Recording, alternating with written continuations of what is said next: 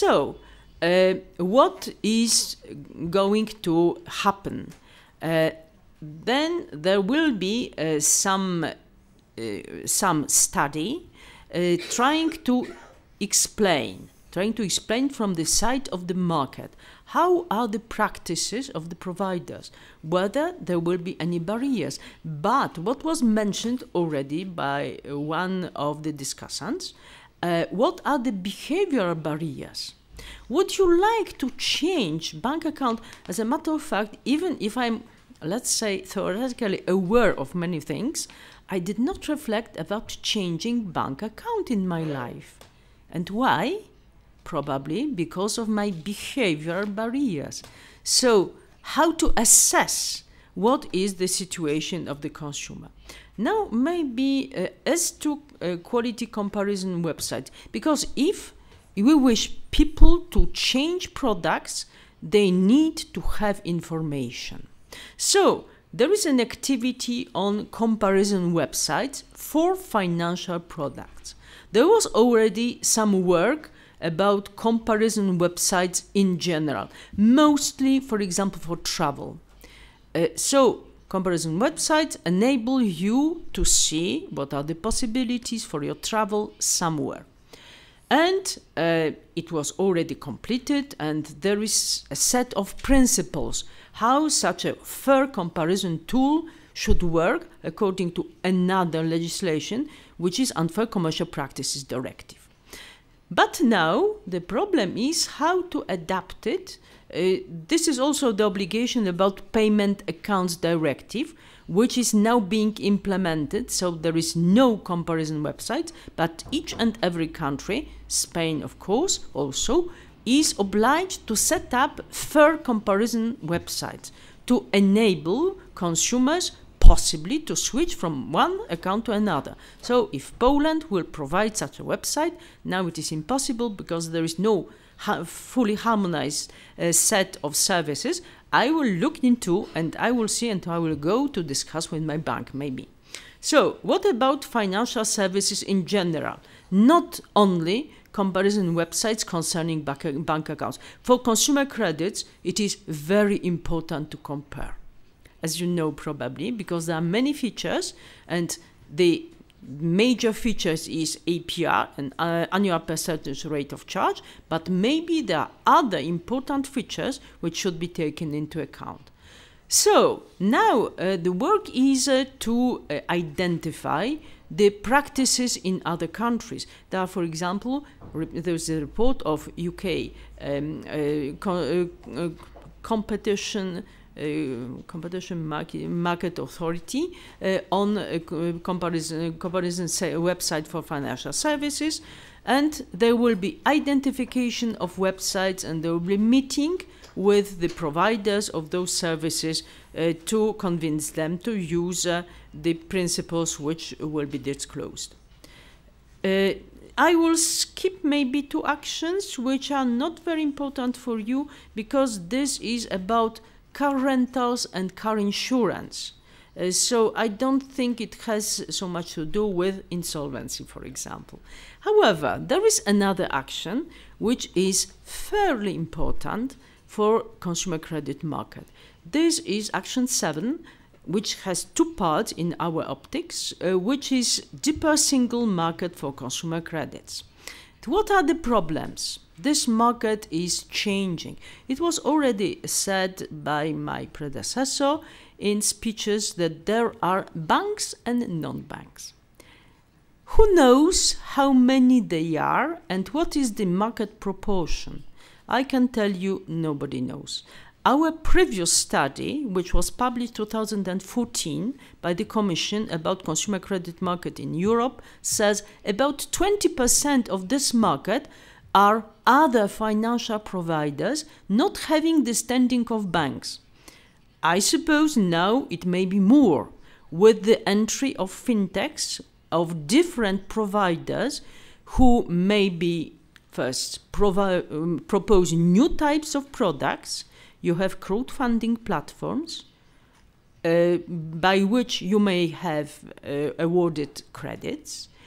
And there are also the problems of registration, authorization, who is the supervisor, to whom to address if there is a problem. We have already cases of legally admitted providers registered in one country, selling products which are not admitted in another country, and now the problem is who supervises them and how to contact those entities. So, what are our thoughts about it? It is first to meet the stakeholders and to understand the barriers to cross-border provision of consumer credit. And what are, for example, we know that some consumers prefer to have their providers. For example, for linguistic reasons, it may be more or less important for some categories of consumers. Younger people usually may prefer, may be easier to address providers from other countries because they know more foreign languages, contrary to elder people. It may be lack of access to information. It may be business unwilling to sell to other countries because there are problems, and you will discuss one of those problems, which is insolvency. So, how to address the problem of recovering debt if there is a problem? How to identify your consumer if the identification number in another country is different? So, we wish first to see what is the problem, and then we will reflect how to approach this problem. But there is another part. May I have some water, please? Because this is of my predecessor. So there is the part of overindebtedness. We know that the overindebtedness... So, first problem is there is no definition of overindebtedness. No standard definition. So our definition is people being systematically in arrears.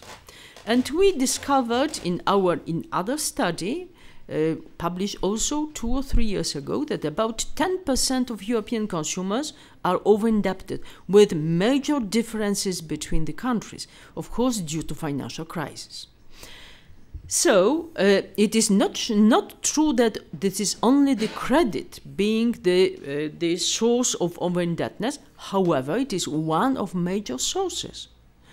Then we know that low-income people are more vulnerable because their income is small, and because, for example, if they lose their income, there is a disaster. They cannot pay back. And then, coming back to the first part of the same action, what are the providers proposing them rolling credits? So one payday loan, if you cannot pay, another payday loan with higher fees, and so on and so on. So they are going deep in over-indebtedness. Our action will be, so we wish also to exchange some experience concerning debt advice. Debt advice, it is not bankruptcy. Debt advice is to protect a consumer against bankruptcy if possible. The behavioral problem is, and we know about it, consumers do not want to be advised.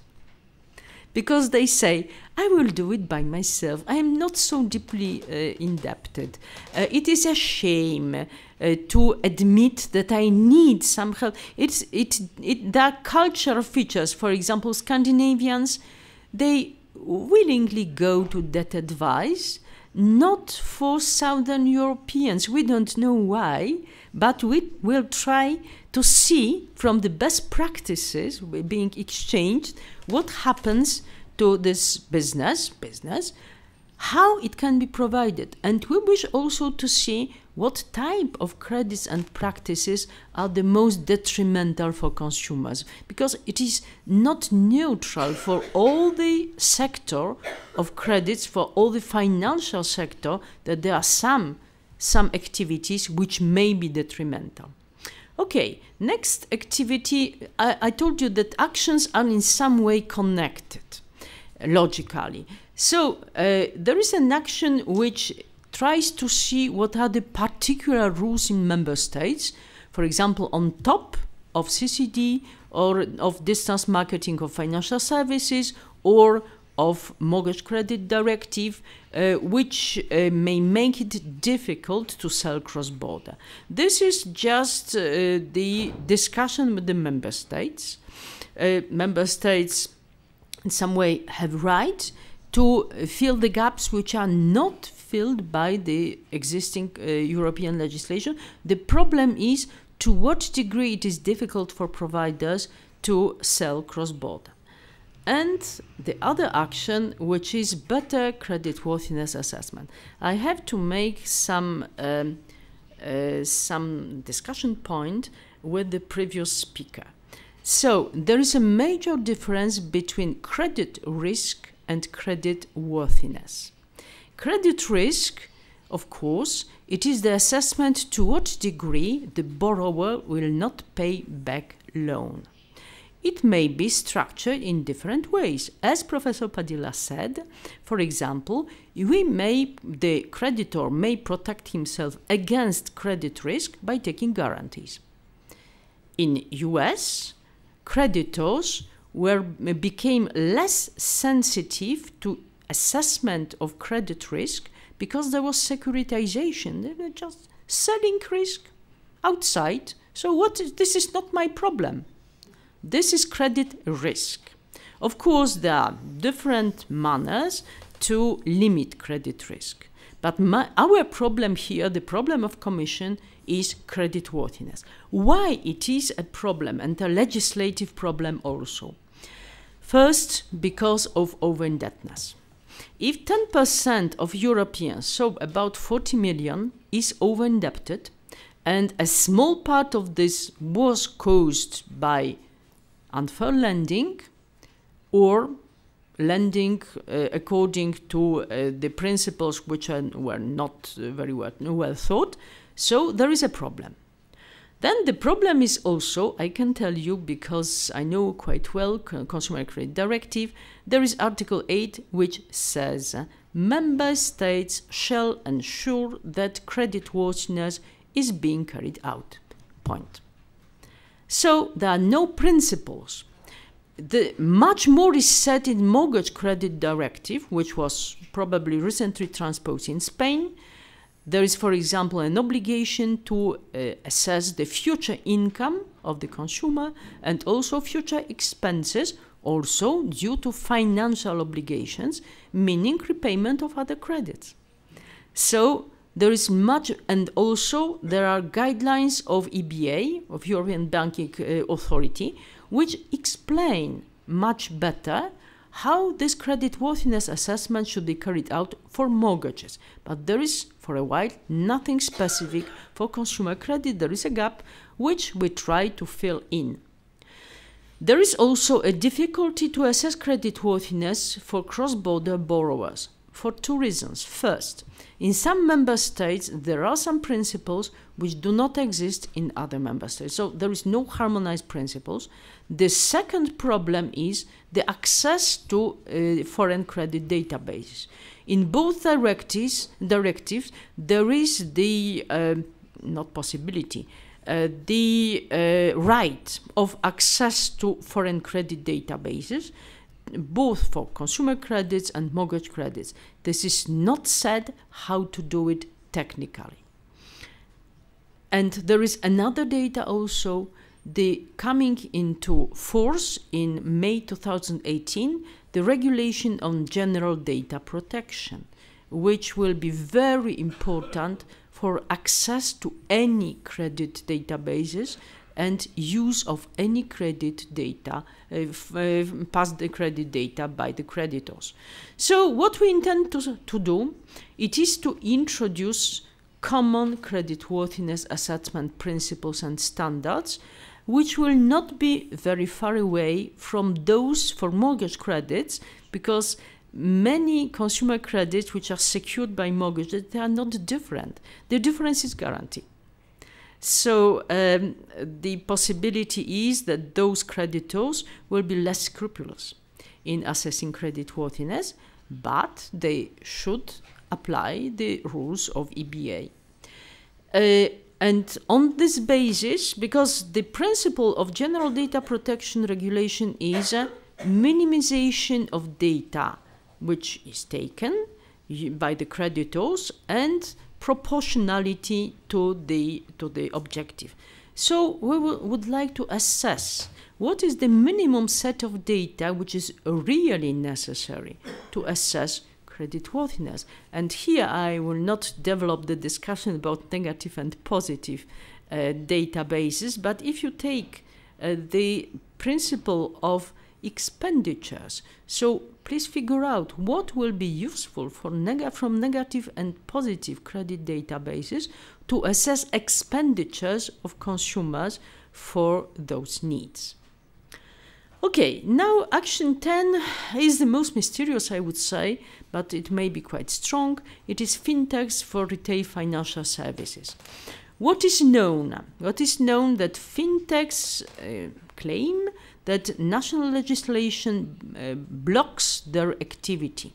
FinTechs are the entities which use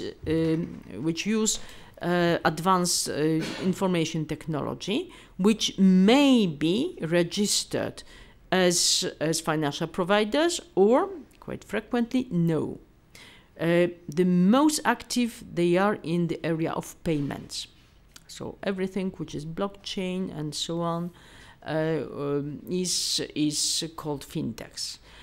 However, so what is the risk of their activity? There are two risks. First, the risk is consumers are very often not protected, and they even don't know what happens in this black box. The other risk is the problem of money laundering, because if it is not controlled, who knows what goes to illegal activities. So it is known, because there was a consultation based on, let's say, focus on FinTechs, that there is a need of some regulation. And I can tell you that in the beginning of 2018, some action plan, maybe some actions already, will be published by the Commission. But there is a work ongoing. This I will skip because there is very little time now. Digital identity check. But online selling of financial services, the last action. There are many problems in online selling. The first problem is that there are new needs, new possibilities, and also new challenges. The challenge is, for example, transparency, what information we can give on a screen of a smartphone. So it should be maybe adjusted, and maybe some products should not be sold in this way. There is the problem of consent of borrowers to give information to someone. You cannot imagine, but now it is assessed that 60% of all the data gathered are gathered from online transactions.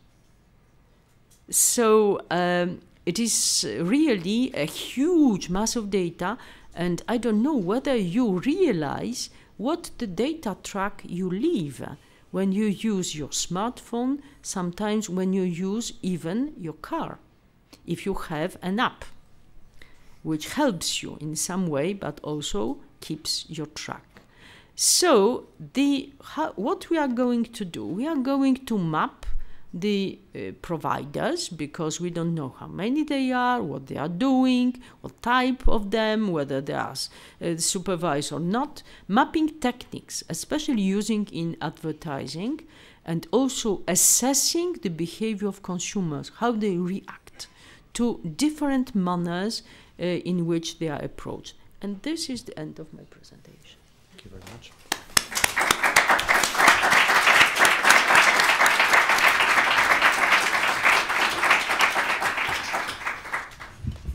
Lovely, you've been very much attached to time. Tenemos tiempo para algunas preguntas, 2 o 3 quizás. ¿Algún voluntario? ¿Alguien que quiera preguntar? Adelante. Profesor Padilla.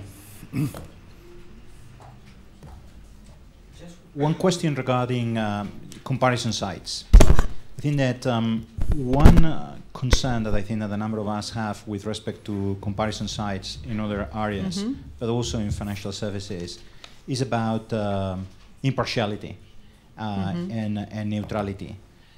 I don't think that those comparison sites, you know, out of their own initiative, have necessarily the incentive to be neutral, because one way of funding their sites is actually to charge, and people are going to charge more if they are ranked high, or they are, you know, offer first, or, you know, presented first.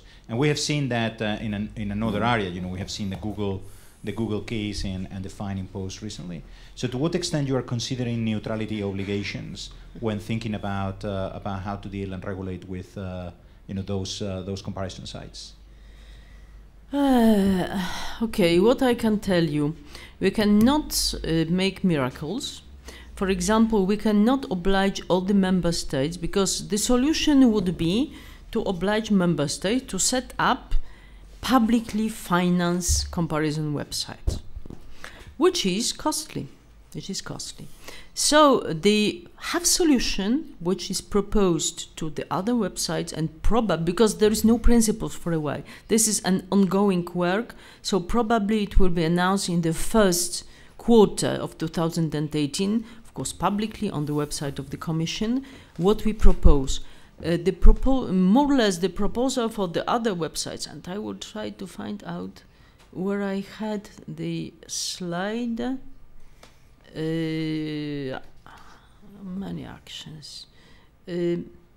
So, what are the principles for the Payment Accounts Directive? They should clearly disclose owners. This is the website of such and such. They should show what are the criteria for comparison. The information should be clear, accurate, and up to date. They should include a broad range of accounts. Whether it is sufficient, we don't know. This is half solution. It was negotiated in the Payment Accounts Directive.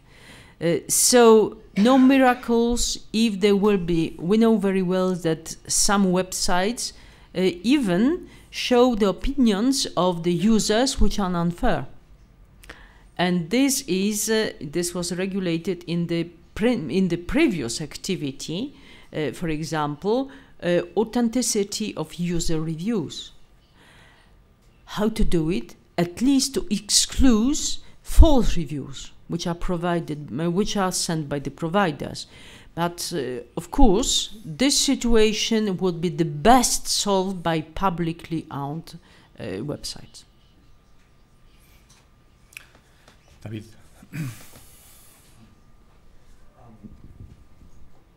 Yep. Thanks very much for the very informative presentation. I had one question regarding the slide on FinTech, which first of all, I have to thank you for defining it as a mysterious initiative, because I've been thinking that myself for long, and it's I mean it's a relief that you also use the same term. My question is I would say less with the initiative itself as it is with its connections with other initiatives, because the Commission not only has an agenda on FinTech, it also has an agenda on shadow banking, for example, and it also FinTech also cuts across other initiatives such as the online selling of financial services or the cross-border selling of financial services. Those initiatives, in the case of FinTech, pose a taxonomical problem, because should those initiatives apply to FinTech companies? Not. And should new rules be necessary in those respects to ensure that the field is not basically asphyxiated, but at the same time consumers are protected and are the masters of their own data? So is there any, I don't know, high-level coordination process envisaged within the Commission to ensure that these initiatives are consistent? Thank you. Okay. There is, to my mind, no comprehensive definition of fintechs. This is the name of activity. In the action plan on fintechs, which will be published in the beginning of the year, probably January or February, there will be, the most probably, I'm not working directly on this initiative, but as I feel, there will be particular initiatives for groups of fintechs. It may be fintechs making payments. It may be platforms of crowdfunding. It is also fintechs. What I feel in the definition, it is the entities using internet technology. So, whether, for example, Facebook providing some information, it may be also considered as a fintech because it provides financial information. Now the problem is who supervises those entities which do not cover the whole field of the activity. According to the definition, if in distance marketing of financial services directive, there is such a directive of 2002 and everybody has forgotten about it. The entities regulated by this directive should cover the whole process of granting a financial service. For example, from advertising to signing a credit. This is quite rare now. This is quite rare as to credits, because usually even non-bank entities wish to sign the contract in person for security reasons, because they wish to see whether this person is alive, has some identity, whether this identity corresponds to the person, and so on. In this case, of course, the provider should be supervised. The other providers which claim, for example, providers of scores, providers of scoring, typical fintechs. There are IT providers working in financial services. Whether they are supervised, I suppose most of them know. How they work? Usually they work as subcontractors of someone. From legal point of view, it is the creditor who takes responsibility for all the intermediaries. For what? For example, there is a judgment of the European Court of Justice saying that this is the creditor who is responsible for verifying all the data taken into account in granting credit. To what degree the creditor is able to check the scoring mechanism. So it opens really a big field of work. I'm not a specialist in fintechs. I just know some little pieces, and I think that more will be said in this action plan, which will be published in the beginning of the year. But for a while, really no details are provided. Bueno, yo tendría también una pregunta, pero me la voy a callar porque estamos con bastante retraso, con lo cual agradecemos mucho a la ponente su participación y la atención de la gente. Muchas gracias.